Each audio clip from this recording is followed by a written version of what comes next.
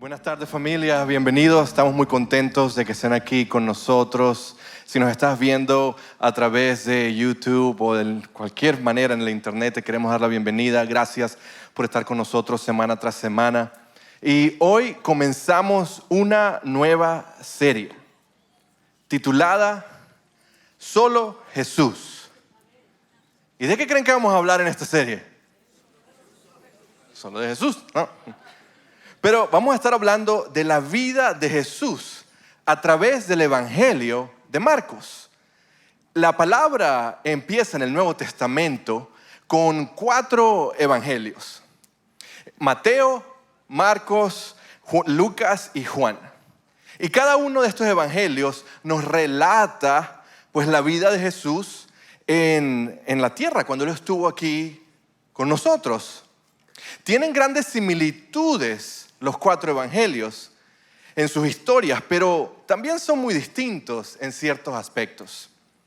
¿Te ha pasado alguna vez que vas al cine con tu familia, vas a ver una película y salen todos, las amistades, quien sea que fuiste a ver esa película, y salen y están hablando de la película y todo el mundo se acuerda de algo distinto de la película? Algo diferente que les llamó la atención, entendieron el mensaje totalmente distinto. Algo similar, no exactamente de esa manera, es los evangelios en la palabra. Los 4 nos hablan de la vida de Jesús, pero cada uno de ellos tiene esas cosas especiales, específicas del autor que los escribió, ¿verdad? Pero lo hermoso de todo esto es como ellos se complementan, los 4 evangelios. No se contradicen, y como cada detalle ayuda a traer transformación a las vidas de las personas. El Evangelio de Marcos se atribuye tradicionalmente a Marcos, quien se cree que fue un compañero, uno de los mejores amigos de Pedro. Él caminaba con Pedro, aprendía de Pedro. Se piensa comúnmente que Marcos escribió este Evangelio basado en las enseñanzas y los relatos de primera mano de Pedro, porque sabemos quién es Pedro. Él caminó con Jesús. Aunque Marcos no fue uno de los 12 apóstoles originales, pero fue impactado de gran manera por lo que aprendió a través de Pedro y lo que él pudo ver con los discípulos. Marcos también fue conocido como Juan Marcos. Se menciona en el Nuevo Testamento, particularmente en el libro de Hechos de los Apóstoles y en las cartas de Pablo. Y a veces se le identifica como el primo de Bernabé. Es probable que el Evangelio de Marcos fue escrito en Roma en aquellos tiempos. Aunque algunos estudiosos sugieren otros lugares donde pudo haber sido escrito el Evangelio de Marcos, como en Siria, en Antioquía. ¿Sabes que mucha gente pensó que estaba diciendo que fue escrito en Colombia? No. Hay otra Antioquía, ¿saben? Para que sepan. Pero el origen romano se sugiere por el enfoque del Evangelio en explicar las costumbres y prácticas judías. Y también usaban muchos términos latinos. No arepas, no están hablando de cosas latinas como nosotros, sino que del idioma de Roma de esa época era el latín. Hablaban él usó términos latinos en las escrituras originales. Se cree que fue escrito en los años 50 o a principios de los 60 años después de Cristo. ¿Sabes que estamos hoy día en el 2025? Esto significa que estamos viviendo 2025 años después del nacimiento de Jesús. Entonces, si esto fue escrito 50 o en los principios de los 60, eso significa que empezó a ser escrito tan cerca de cuando Jesús estuvo con nosotros, porque sabemos que Él fue crucificado y resucitó a los 33 años. Eso quiere decir, imagínate la veracidad del Evangelio, que fue escrito quizás 20 a 30 años después de que Jesucristo caminó en la tierra. Eso quiere decir que lo que estaban contando era de personas que vieron, estuvieron, sintieron, experimentaron a Jesús directamente. Esto es increíble, porque es la palabra de Dios. Esto demuestra que es cierta, que es verdad, que tiene vida. El Evangelio de Marcos fue escrito principalmente para cristianos gentiles que vivían en Roma o posiblemente en otras partes del Imperio Romano, especialmente aquellos que enfrentaban persecución. Y esto se refleja en el énfasis de Marcos en el sufrimiento y la humanidad de Jesús. Estos cristianos estaban sufriendo y Marcos escribe para que ellos puedan ver la humanidad, el sufrimiento de Jesucristo, para que se pueda identificar con lo que Jesucristo pasó. El objetivo de Marcos era alentar e instruir a los cristianos gentiles que vivían en el Imperio Romano. Estos cristianos que vivían en un imperio que puede ser que no permitían que oraran en las iglesias, que no permitían los 10 mandamientos de los edificios del gobierno, que si tú decías que eras cristiano, estabas en problemas o se burlaban de ti, te rechazaban, te quitaban oportunidades. Suena mucho como el mundo en el cual nosotros vivimos hoy día. Muy similar. Eso quiere decir que hay mucho que podemos aprender del libro de Marcos. Fue escrito para un tiempo como el que estamos viviendo. Hay mucho que podemos aprender de Jesucristo. Un detalle muy especial de Marcos es que la mayoría de los cristianos en esa época, cuando fue escrito este libro, eran analfabetas. Y no existían copias escritas así de los evangelios, de la palabra de Dios. Eso no era algo común como lo que tenemos hoy día. Más bien, muchos de nosotros tenemos no solo una, pero 2, 3, 4 Biblias en nuestra casa. ¿Quién tiene más de una Biblia en su casa? Levante la mano. Esta gente no tenía ni una página. Y este evangelio fue escrito específicamente para ellos. ¿Y cómo sabemos? Porque la manera en cómo Marcos escribió el evangelio, él usó unas técnicas tan específicas para poder captar la atención de la gente rápidamente. Porque ¿qué pasaba? Se reunían los cristianos a escuchar la lectura de la palabra. Y claro, Marcos, al haber visitado Roma y se piensa que lo escribió ahí, él estaba familiarizado con las artes, el teatro romano, que fue muy famoso. Muchas de estas técnicas para cautivar a la gente. Y él lo escribió el Evangelio de Marcos de una manera para cautivar a la gente rápidamente y poder traerlos a lo que él estaba buscando, una relación con Jesucristo rápidamente. Y él usa estas técnicas en su manera de escribir para cuando fueran a leerlo en público, la gente sea cautivada rápidamente por las palabras. Marcos, el libro de Marcos es parte del evangelio, de los evangelios sinópticos. Evangelios sinópticos es el término griego que significa ver juntos. En el sentido de tener una misma visión o la misma perspectiva o punto de vista del contenido. Se cree que Marcos fue el primer evangelio escrito. Él fue el primero que escribió de los 4 evangelios. Y se cree que después vino Mateo, y Mateo usó Marcos como referencia, y después vino Lucas, que usó Mateo y Marcos como referencia para escribir el evangelio. Ahora que entendemos mucho más del evangelio, ¿sabes por qué es importante este conocimiento? Porque nos ayuda a entender nuestra fe. Nos muestra que Dios usa personas regulares para transformar el mundo. Que tú y yo tenemos una función dentro del reino de Dios. Y es importante este conocimiento. Te estás preguntando, ¿pero por qué yo necesito todo este conocimiento? Porque la palabra misma nos dice que la falta de conocimiento nos hace débiles como cristianos. Necesitamos tener más conocimiento de nuestra fe, de estas escrituras que pueden transformar la vida de todas las personas que lo leen, que las escuchan.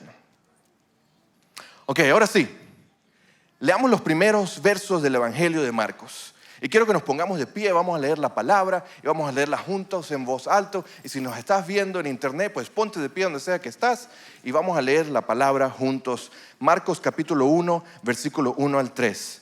Y dice, esta es la buena noticia acerca de Jesús el Mesías, el Hijo de Dios. Comenzó tal como el profeta Isaías había escrito. Mira, envío a mi mensajero delante de ti, y él preparará tu camino.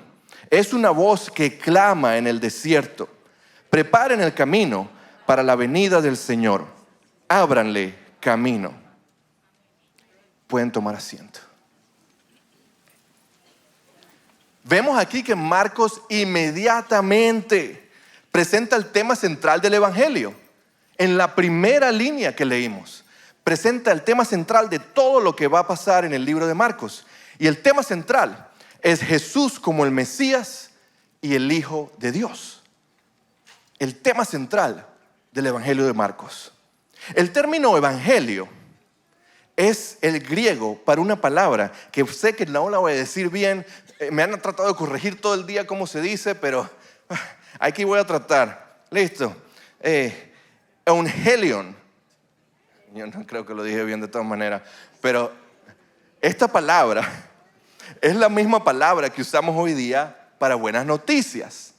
Cuando leímos la primera línea del primer verso, ¿qué nos está diciendo? Esta es la buena noticia acerca de Jesús. Y de aquí viene el origen de la palabra evangelio. Es buenas noticias. Y en el mundo romano esta palabra se usaba para anunciar una victoria o el nacimiento de un gobernante, algo que traía esperanza y alegría. No era nada más buenas noticias. Me acabo de comprar un carro nuevo, buenas noticias. No, nos está hablando que esto significaba unas buenas noticias, que venía algo que iba a cambiar, que iba a transformar, que iba a traer esperanza. Y eso lo vemos en el significado de esta palabra. Marco comienza básicamente anunciando el reino de Dios a través de Jesús el Salvador, que ha sido prometido, el Mesías. Nos está diciendo que de frente, ahí mismito, en la primera línea, ha llegado el reino. El Mesías, el Hijo de Dios, está aquí. Muchas veces solo leemos estas palabras y las pasamos rápidamente, pero no nos detenemos a mirar el significado, la importancia de estas palabras. Jesús no es solo el Mesías, un líder político y espiritual, sino también el Hijo de Dios.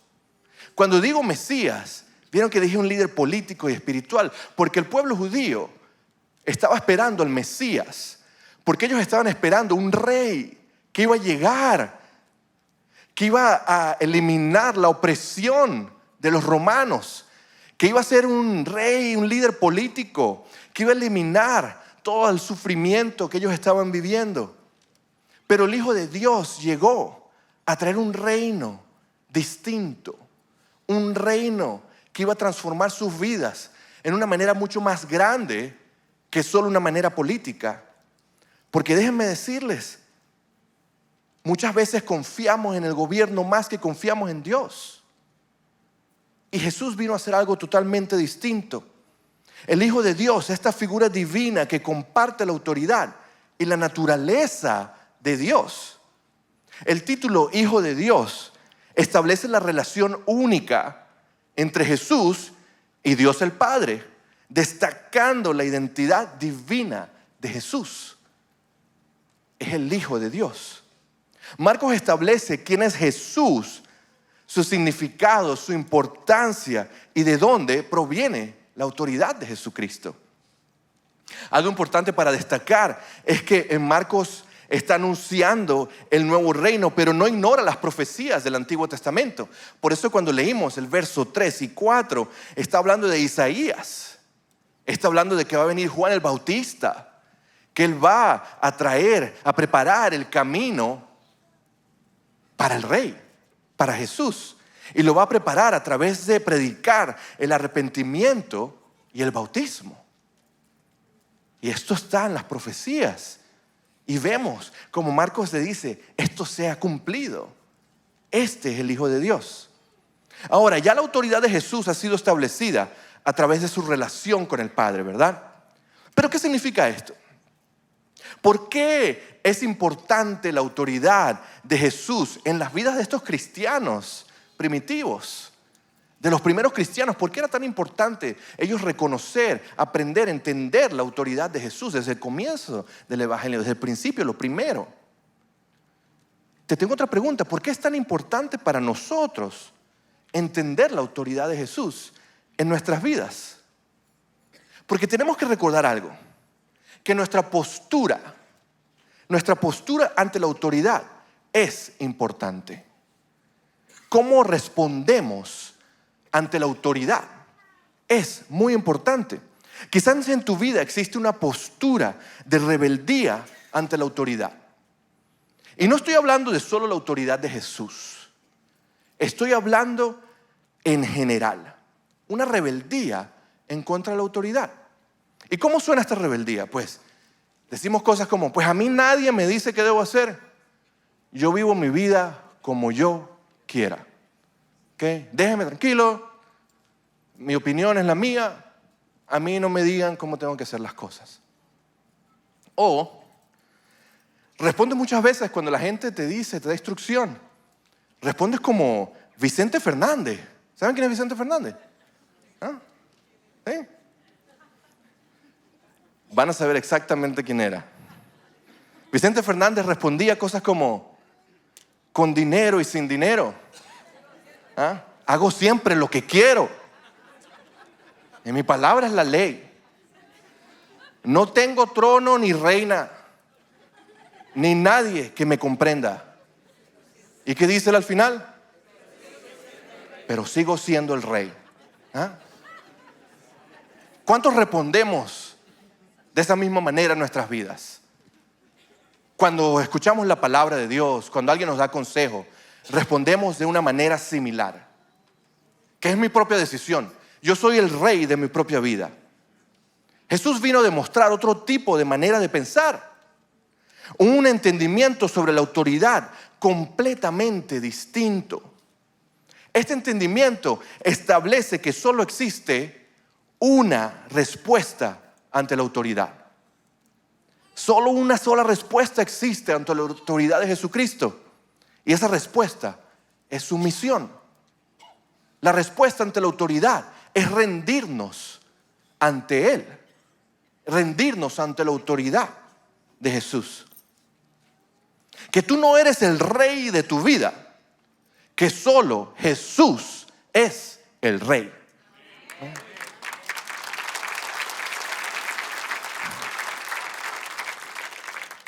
Ahora te quiero dar 3 verdades acerca de la autoridad de Jesús que van a transformar tu vida. La primera verdad: Jesús tiene autoridad sobre la palabra.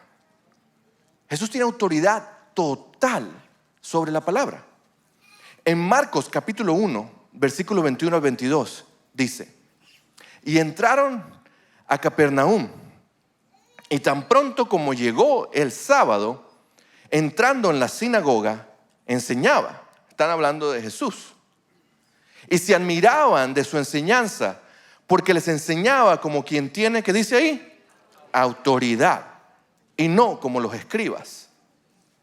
La manera en que Jesús estaba enseñando la palabra era muy distinto. Los escribas la enseñaban de acuerdo a mucha tradición o legalismo. Pero Jesús traía una interpretación fresca, una interpretación nueva de las escrituras. Y las personas que solo enseñaban como los escribas traían, todo lo que tengo que hacer es seguir estas reglas. Traían pesar, preocupación, juzgaban en vez de entregar, llevar una relación, que es lo que significa estar con Jesús. Esta autoridad de interpretación de la palabra era una interpretación única de Jesús. Les quiero dar un ejemplo. En Éxodo capítulo 20, versículo 13, los 10 mandamientos, muchos conocemos esto. Dios dice que no matarás, ¿verdad? Conocemos los 10 mandamientos, hemos escuchado esto. Pero vemos que Jesús enseñó en Mateo de una manera un poquito más profunda sobre este mismo mandamiento. Y vemos en Mateo capítulo 5, versículos 21 a 22. Han oído que a nuestros antepasados se les dijo, no asesines. Si cometes asesinato, quedarás sujeto a juicio. Pero yo digo, aun si te enojas con alguien, quedarás sujeto a juicio. Si llamas a alguien idiota, corres peligro de que te lleven ante el tribunal. Y si maldices a alguien, corres peligro de caer en los fuegos del infierno. Cuando vives tu vida nada más pensando que tus acciones son suficientes, te olvidas de las enseñanzas de Jesús. Las enseñanzas de Jesús llaman a una manera de vivir que es mucho más avanzada, digamos, de una manera, ¿no? Porque Él nos está llamando a que tenemos que tener cuidado con lo que decimos. Porque muchas veces vivimos nuestra vida, bueno, por lo menos yo no soy como el vecino. Yo no soy como aquel, mira lo que hizo aquel, yo no soy así. Y quizás no asesinarás a alguien físicamente, pero con tus palabras traes muerte a las personas. Con tus insultos, con tus críticas. Hablas palabras que quitan vida a tus hijos, a tus amistades, a tu esposo, a tu esposa. Esto es lo que nos está diciendo Jesús. La autoridad de enseñanza sobre la palabra en interpretación profunda de las Escrituras y de la ley trae convicción y transformación. Esta es la autoridad de Jesús. Sus enseñanzas traen transformación. Y tenemos que recordar algo. Reconocer la autoridad de Jesús nos lleva a una convicción espiritual que es más poderosa que una simple obediencia legal. Mucho más poderosa. Esto significa que buscamos la revelación de Jesucristo en nuestras vidas más que nuestras propias acciones justas. Estamos buscando acercarnos día tras día a Jesús. No solamente ser buenas personas. Porque muchos pensamos que por ser buenas personas es suficiente. Bueno, yo vine a la iglesia, me quedé dormido, pero vine. Y pensamos que eso es suficiente.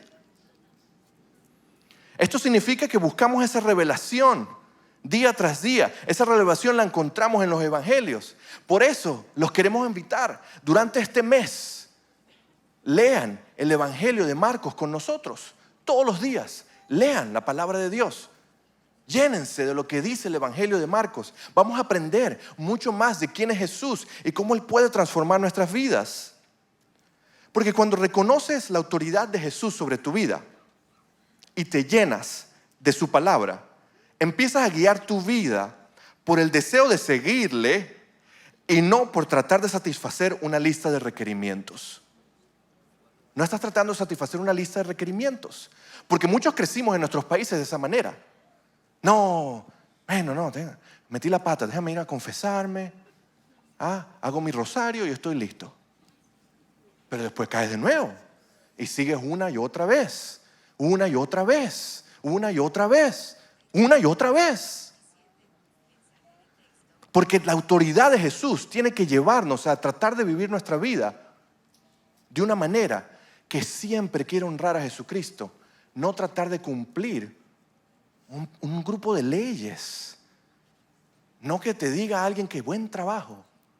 Es Jesús el único.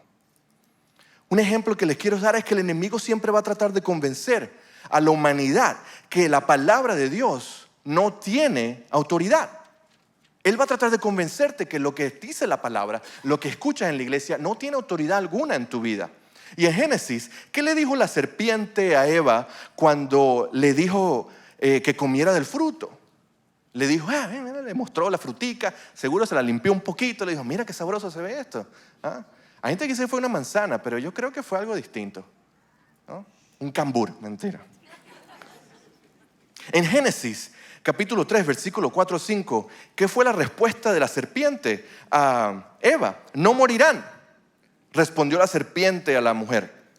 Dios sabe que en cuanto coman del fruto, se les abrirán los ojos y serán como Dios, con el conocimiento del bien y del mal. Mira cómo el enemigo trata de convencer, decir que lo que dijo Dios, esa autoridad no vale. Lo que Él dijo no tiene valor. Más bien, esto es lo que en verdad puede pasar. ¿Ah? El enemigo siempre va a tratar de cuestionar la autoridad de Dios, de convencer a la humanidad que la palabra de Dios no tiene autoridad. Va a tratar de convencerte que lo que dicen, no, lo que dicen en la iglesia son unos exagerados. Estos son unos exagerados. La iglesia no entiende que el mundo estamos en el 2025. ¿Entiendes? El mundo ha cambiado. Mira, lo que está predicando ese pastor es un anticuado. Eso no, esto es distinto.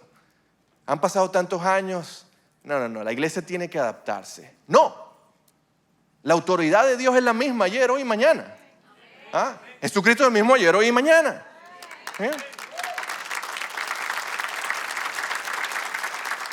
Y cuando pensamos de esta manera, lo que estamos dejando es nuestro orgullo tomar control de nuestras decisiones. Y sabemos lo que pasa cuando hay orgullo en nuestras vidas, porque sabemos lo que le pasó al enemigo. Porque el orgullo siempre, el orgullo desafía la autoridad de Jesús.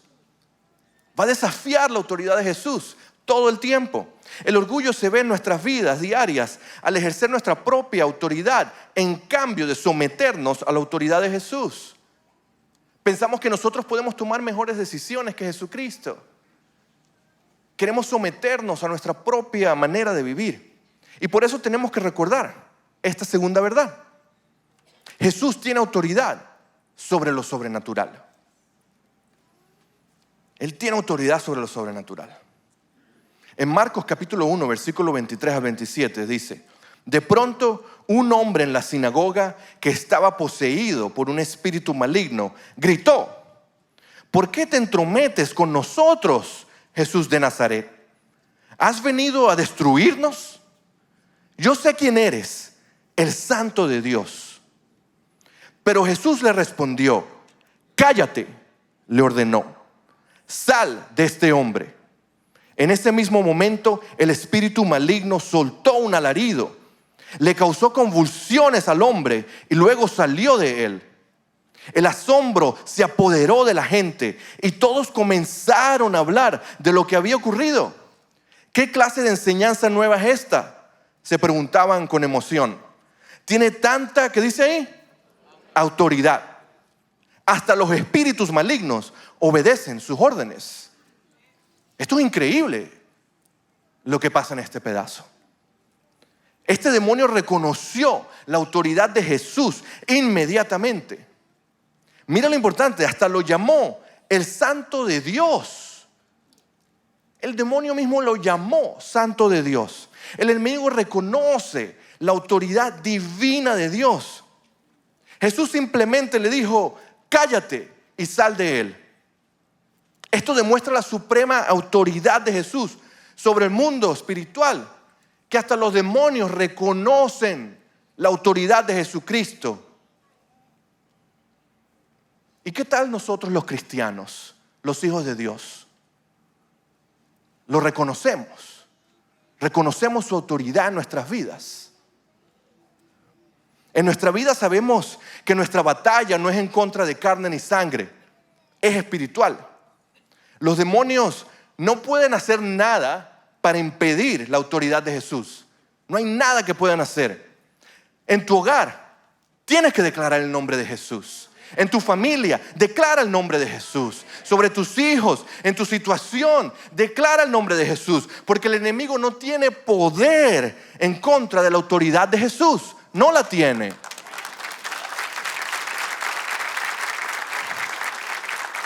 Este demonio gritó, causó convulsiones, pero luego salió. El enemigo va a tratar de intimidarte, va a causar bulla, que los problemas se vean gigantes. Se va a molestar, va a gritar, te va a hacer pensar: no, ¿qué haces tú yendo a esa iglesia? No puedes. Mira la situación que está pasando en el país con migración. Si vas, que estás en peligro. Va a tratar de llenarte de miedo. Va a tratar de alejarte del Señor. Eso es lo que Él va a hacer. Va a hacer bulla, va a gritar. Pero al final del día no puede hacer nada en contra de la soberanía de Cristo Jesús. No puede. Recuerda que la respuesta a la autoridad es sumisión. El enemigo te ataca para que te mantengas sometido a una crisis, te mantengas sometido a un dolor, te mantengas sometido a la pena, o como dice en inglés, shame, a la rabia, te mantengas sometido a una situación. Porque sabes que si te tienes rendido, sometido, te olvidas de la autoridad de Jesús. Porque la respuesta a la autoridad es la sumisión, es rendirnos ante Él. Esa es la autoridad de Jesús. Tiene poder. Cuando reconoces la autoridad de Jesús en tu vida, vives en sumisión a su voluntad. Te rindes siempre a la voluntad de Jesús. Tus acciones están respaldadas por la autoridad de Jesús. En Marcos 16:17 dice: estas enseñanzas milagrosas acompañarán a los que creen. Expulsarán demonios en mi nombre y hablarán nuevos idiomas. Cuando estamos bajo la autoridad, cuando estamos rendidos a la autoridad de Jesús, hay poder en el nombre de Jesús. Y por eso el enemigo te quiere tener rendido en tu situación, porque él sabe que vas a estar atado, rendido, y te vas a olvidar de que Jesús todo lo puede. Si él puede convencerte de que tú eres débil y de que Jesús no puede, lo va a hacer día tras día, y eso es lo que él trata. Y tenemos que recordar que el nombre de Jesús tiene autoridad total. Autoridad total. Jesús vence el mal, tiene la victoria sobre la muerte y el pecado. Y esto me lleva a la tercera verdad. Jesús tiene la autoridad para perdonar el pecado. Hemos escuchado la historia en Marcos del hombre que estaba paralítico. No podía caminar. Y lo llevaron para ver a Jesús, pero había tanta gente que no se podían acercar. Entonces sus amistades deciden, bueno, vamos a llevarlo por el techo, vamos a quitar el techo y lo vamos a descender a donde está Jesús. Y eso es lo que ellos hacen. Y logran descender a este hombre a donde está Jesús. Y en Marcos capítulo 2, versículo 5 dice: al ver la fe de ellos, Jesús le dijo al paralítico: hijo mío, tus pecados son perdonados. Algunos de los maestros de la ley religiosa que estaban allí sentados pensaron: ¿qué es lo que dice? Es una blasfemia. Solo Dios puede perdonar pecados. Jesús no solo está mostrando su poder para sanar el cuerpo, sino también su poder para sanar el alma. Lo que genera asombro entre los presentes. Mira, la sanación no fue la parte sorprendente. Lo sorprendente fue el perdón, que él dijo: tus pecados han sido perdonados. Eso fue lo que enfureció a la gente. Estaban bien con que Jesús sanara a las personas, pero cuando él afirmó tener autoridad sobre el pecado, ahí fue cuando quisieron matarlo. Si Jesús tiene la autoridad para perdonar el pecado, entonces no es solo un profeta o un maestro, es Dios. Y si Él es Dios, entonces todo en nuestras vidas tiene que cambiar. Porque si Él es Dios, todo el mundo que estaba presente, todo el mundo desde ese entonces hasta el día de hoy, tiene que cambiar. Esta sanidad física es una representación de lo espiritual, ¿sabes? De lo que pasa cuando hay arrepentimiento y perdón de pecados. Este hombre no podía caminar físicamente por su discapacidad. ¿Cuántos de nosotros estamos inválidos espiritualmente? ¿Cuántos estamos inválidos en nuestra fe? El pecado nos mantiene espiritualmente inmóviles. nos mantiene espiritualmente postrados, con una fe sin movimiento y muchas veces estancados en nuestras vidas. Déjame hacerte una pregunta hoy. ¿Existe en tu vida un pecado que te tiene inmóvil, que te tiene detenido, que sigue una y otra vez pasando en tu vida? Hoy es el momento. Arrepiéntete. Reconoce la autoridad de Jesús. Hoy es el día de salvación. Su autoridad te quiere ayudar a correr, a hacer cosas maravillosas a través de su poder. Ese arrepentimiento real siempre se va a someter a la autoridad de Jesús.